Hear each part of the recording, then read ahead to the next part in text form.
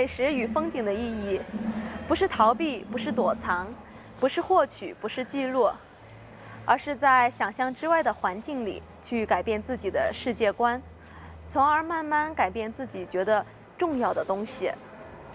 美食当前，总能有所思或禅性千交，食前观察，吃中思想，品后体味，探寻美食背后的人情世故，一路上的酸甜苦辣，探寻美食的历史与发展。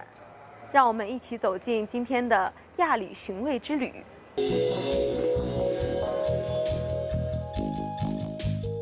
Sushi, tempura, yakitori, ramen. Seems like there's always something new coming from Japan to mesmerize American foodies. The Japanese have a word, otaku, that refers to obsession with pop culture, and it captures the way we respond to their cuisine. Suburban moms teach themselves to make intricate, picture-perfect bento boxes. New York hipsters open Japanese-inspired cat cafes and izakayas. And in Los Angeles, an American's love of sumo wrestling spurs a rebirth of chanko nabe, the traditional one-pot stew that provides the daily fuel for some of Japan's largest men.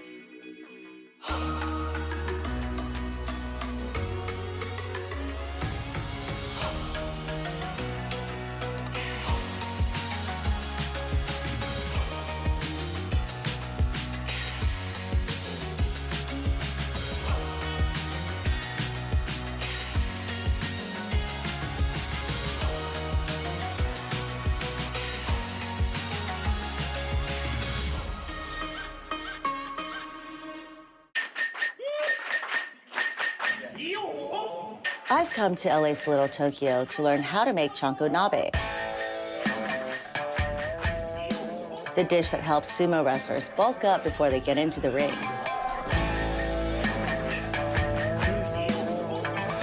But before we hit the kitchen, I dropped by the headquarters of US Sumo to see some of those big bodies in action.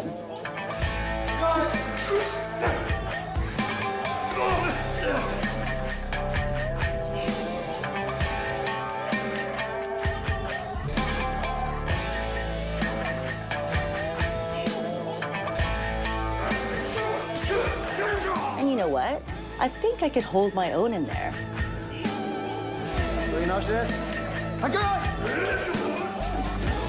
Or at least work up an appetite.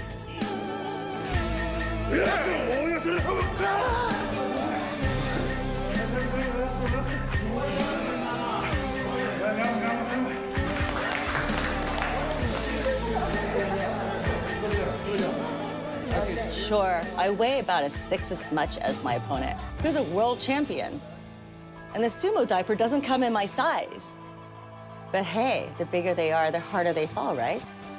Okay, there's one first knot. Yep. All right. Feels good. You're all ready to fight, Danielle. All right, who's ready?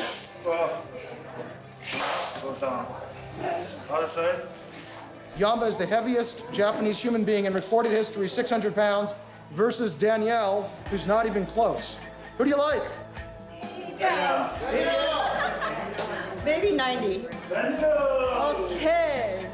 Danielle.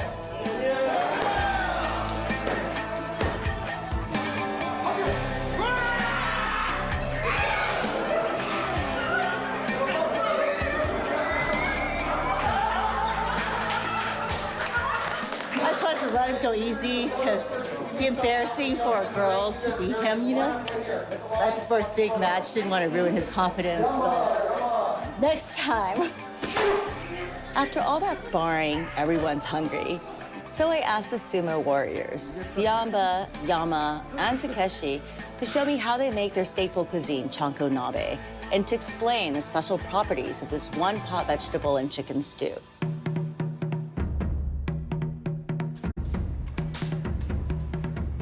At the nearest Japanese supermarket, the Asian vegetables fly off the shelves. You need to fill up your cart when you're shooting for an ideal weight of 400 to 600 pounds. That typically requires eating about 20,000 calories a day, 7 or 8 times the average amount for an adult man. This looks like kind of like what you would get for a shabu shabu or a Chinese hot pot. Rice is nice. Rice is nice. That's good, yeah. Sandwich for dessert? Yeah. Okay. Okay. Okay. And just like in Japan, sumo wrestlers draw attention wherever they go. 3, 2, 1, sumo. Their day begins at 4 or 5 in the morning.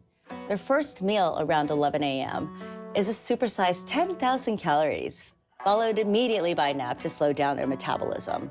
Then another colossal meal, vegetables, rich broth, bowls of rice, and my favorite part, chicken meatballs, provide the nutrients. What do you eat when you're not eating chankonabe? 今はちゃんこを食べないと。ハンバーガーとか。The top guys eat first. They eat all the really good, tasty meat and vegetables. And the lower rank guys have to eat last. And so he said all that's left is the broth itself. But the broth is really rich in nutrients. Yes. And then the lower rank guys put in huge bowls of rice. And because they're packing in all that rice and the nutrient-rich broth, that's helping them to gain weight.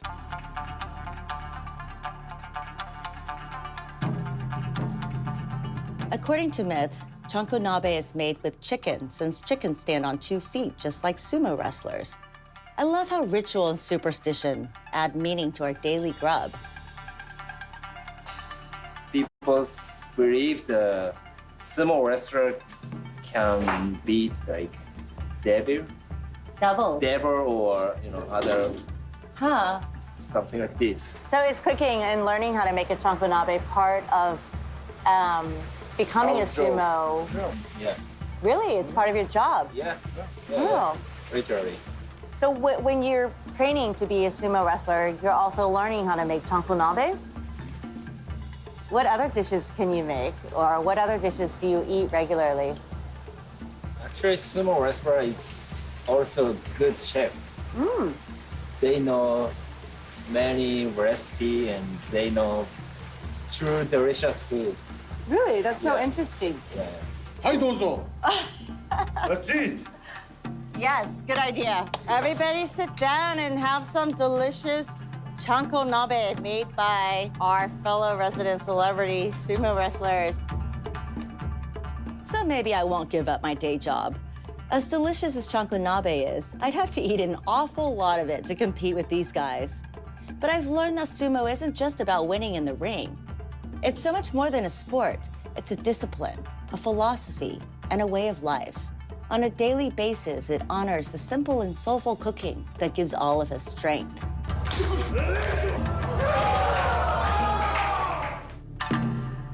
Kawaii, which means cute or adorable, is a phenomenon that cuts across all aspects of Japanese culture. From the TV shows people watch to the airplanes they fly. When it comes to food, a major expression of kawaii are character bento boxes, edible works of art packed into small containers that Japanese children show off at school. It's a trend that's swept the world. And I'm in Northern California to meet Sherry Mia, a suburban mom who's an American bento master. Hi, Jenna. Hi, Sherry. So nice to finally meet you. Same here. I've been following your blog for some time, and thank you for having me here today. Thanks for coming by. Well, I think moms all over the world have the same concerns for their children, and that is that we worry that they're not getting enough nutrition that they need during the school day because they have to learn so much. They have to focus and concentrate and pay attention in school. So here's one way that I can make sure they're healthy, they're eating well, and it's also a way for them to know that I'm thinking about them in the middle of the day when I don't see them, for 6 or 7 hours. Making bento regularly means keeping a lot of cute supplies on hand. And Sherry's kitchen looks like that Japanese toy store at the mall that your kids are always trying to drag you into. I get a lot of ideas from a lot of the tools and the items that are on sale, yes, and kind of makes me want to buy a lot more. Although I have enough, I really shouldn't buy any more. How did you get started making bento boxes? I started with bento boxes when my first child was about 2. So I've been doing it for about 10 years now. And when he was a baby, I'd like to make his meals in a divided box so that I was sure that he was getting a good variety. As he got older and went to school, that naturally progressed into making a bento box so that he could take it himself to school and start eating like that on his own.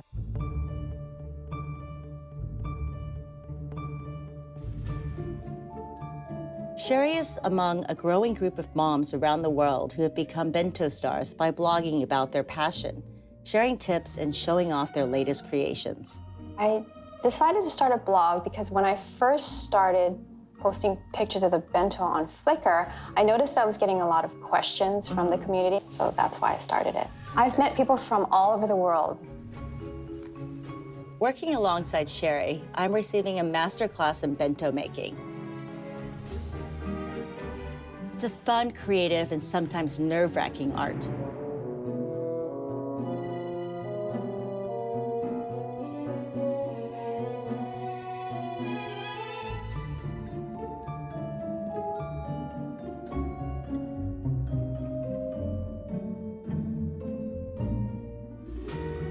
We're gonna put these carrot flowers in here, which I carved from a carrot log. Do you use a tool for this, or you I use just a knife. use a knife? Okay. Yeah. I usually do them with raw carrots, but for these, I steam them a little bit. It makes it a little bit easier to cut and Right. probably less dangerous. So, but either way, they're really easy to do.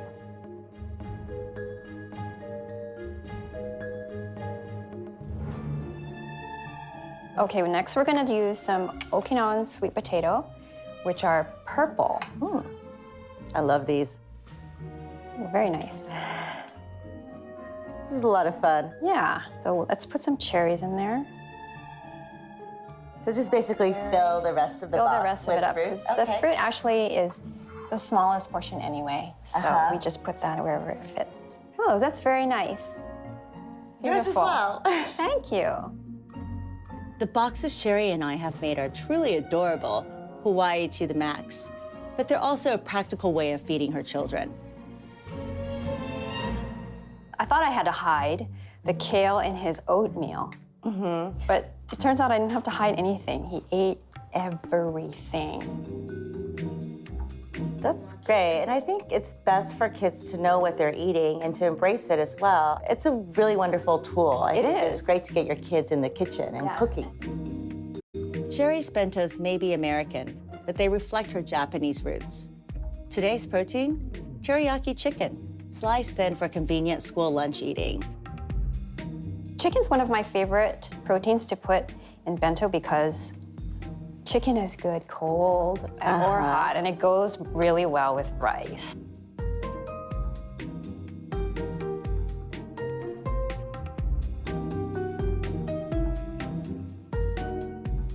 Cherry tomatoes are great space fillers. So whenever you have a little tiny space, you can just pop one in there. That is tamagoyaki, which is basically just a rolled omelet. And you can make it any number of ways. I added spinach to mine, which is why it looks green. And some people like them sweet, but mine are savory. So it's just a matter of taste, I guess. After you roll the omelet in the pan, then you compress it in the mat, and that's why it looks like this, like a little log. I don't think bento making has to be laborious, and actually you can make a really cute, appealing bento in the amount of time that it might take to make a regular lunch for your child. Really, I mean, it doesn't have to be a very complicated or intricate design. Sometimes I just add one little touch to just bring it over the edge. And a lot of moms don't have a lot of time. They don't want to get up at 5 o'clock in the morning. So I find ways to shortcut and to just do what I can so that every day they have something nice to look forward to. You can see you can have a lot of fun with this. It's like flower arranging. It is, kind of. You know, you learn a few rules and you get some ideas, and then it's all about creativity. And what you think looks pretty. Absolutely. Sherry has taken a Japanese pop culture and culinary phenomenon and made it her own while sharing it with other mothers around the world. And it looks like the real judges of her work agree. Cute and delicious can coexist in one little box.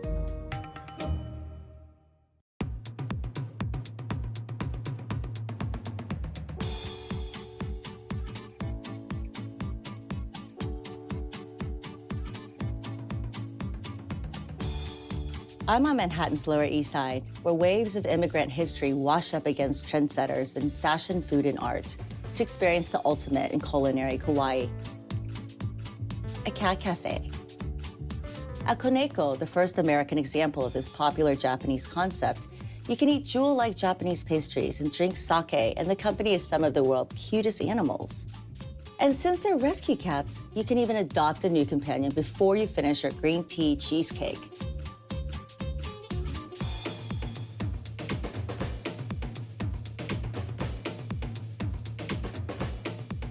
Ben Kolb opened Koneko after discovering the cat cafe concept on a visit to Japan. For New York, he chose a sleek space that looks nothing like an animal shelter. Welcome. Thanks. I love the decor here. I mean, it's so minimal, it really feels like hipster Japanese cafe. Right now we're in the cafe and all the food and beverages are happening in here. It's really a celebration of cat culture. This space used to be an art gallery, so it felt very natural to kind of take that direction. So we have a revolving collection of cat-related artwork here.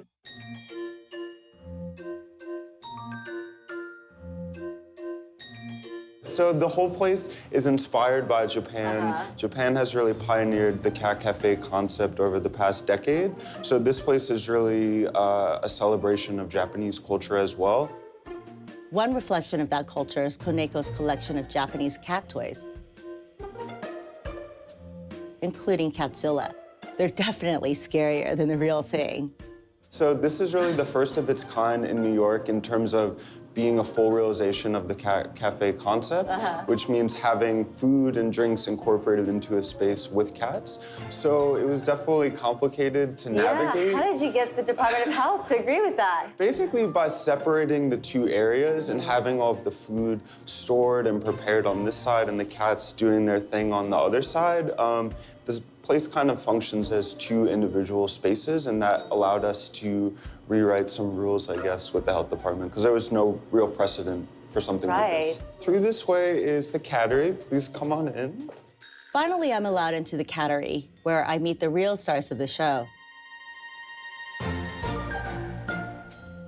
Human visitors have to put on slippers, a nod to both Japanese tradition and cat safety.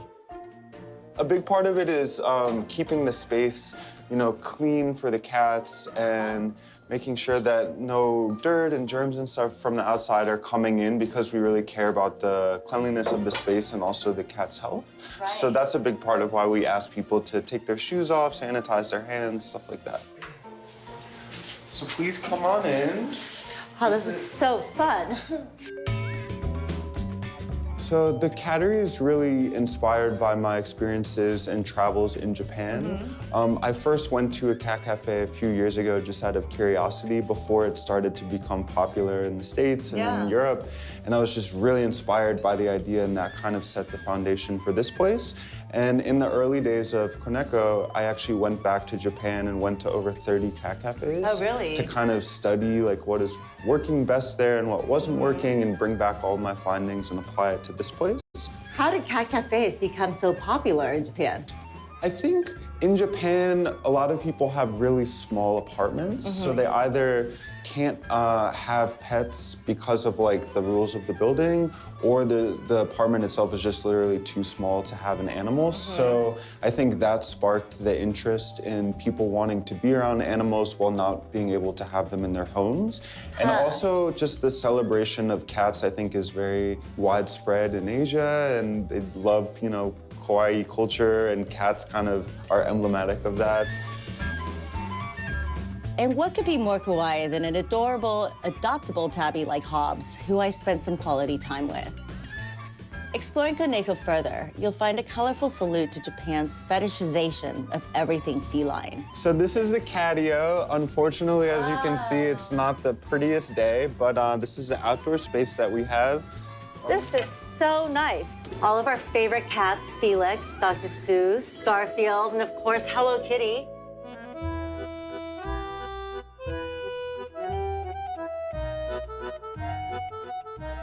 Of course, it's a cat cafe, and Ben, who has cooked at restaurants like Boulé and Momofuku Noodle Bar, offers a menu of small plates that pair well with kitties. Gyoza, tsukemono pickles, iyeyako, made with chilled tofu. Yeah, this place is, it's really, it means a lot to me. And with the food, you know, just because it's a cat cafe, I think there's no reason not to make the food be really special and memorable and representative of real Japanese cuisine. And then I just love everything about Japanese culture. I think there's a real attention to detail and a aesthetic that's really important to me. And I wanted to kind of bring it back and infuse it with having lived in New York for 10 plus years and just kind of like take the best of all the worlds and bring something new and unusual and different to New York. Can I take a cat nap now? Yes.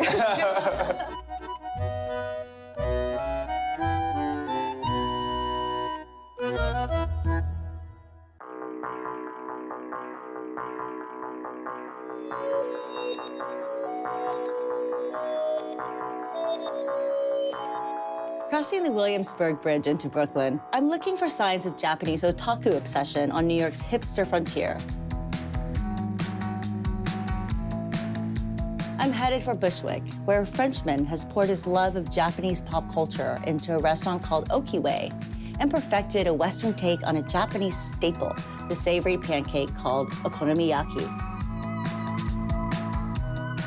No, I mean, this place is so animated, and you can really tell your personal touch here and all the little anime characters and objects. Did you collect them all from Japan? I collect all of them. Really? Through the years. Vincent Mincelli is from a Parisian restaurant family and fell in love with Japan during family trips in the 1990s. I mean, what attracts you to Japanese pop culture? The food, the taste, the clothes, the way they do things.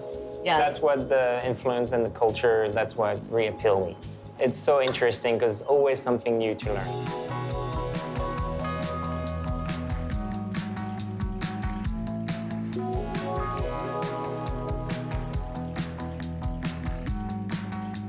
So for those who don't know, what is an izakaya? Izakaya, small plate, like Spanish in tapas or Chinese dim sum. Okonomiyaki is classic Japanese street food, topped with a lattice of Kewpie mayonnaise and eaten on the go or at tiny storefront counters. Its growing profile in America is part of a global wave of interest in the street foods that are so important to the daily lives of every culture.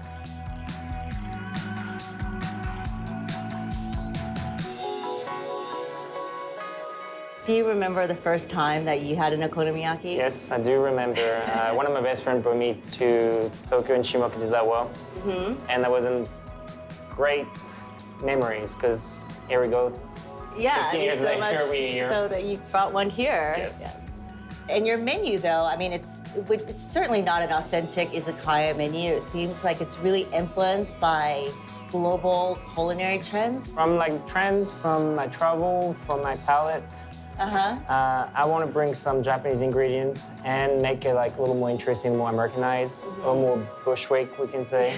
And if you go to Japan, you have like a modern izakaya, and I think some of the take from it.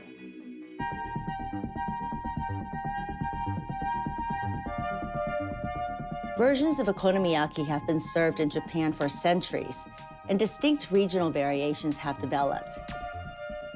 Okiway offers traditional Osaka and Hiroshima versions, but it also creates imaginative okonomiyaki fusions.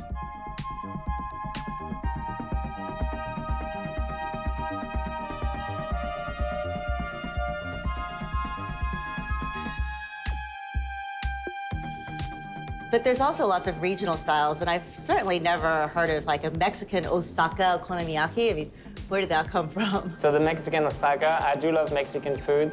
We're using real chorizo and different ingredients, just like once again tasteful. So the base is the okonomiyaki base made with the Japanese way. Then we're adding some Mexican ingredients and the burrito tacos on the okonomiyaki.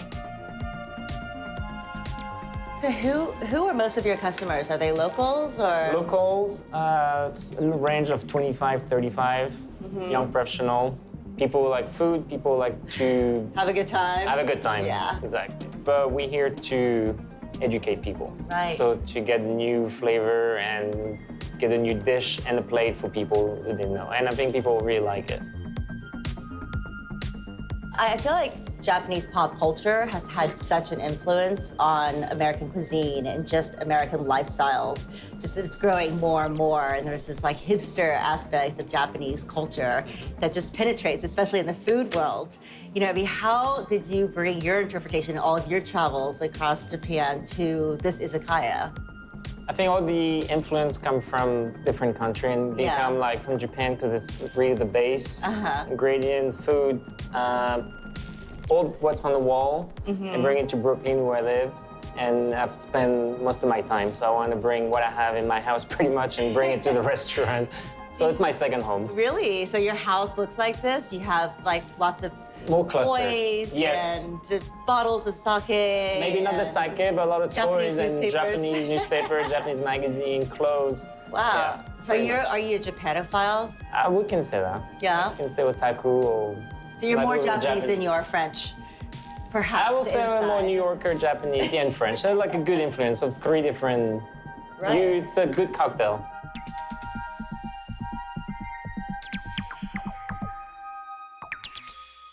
The truth is, we're all otaku.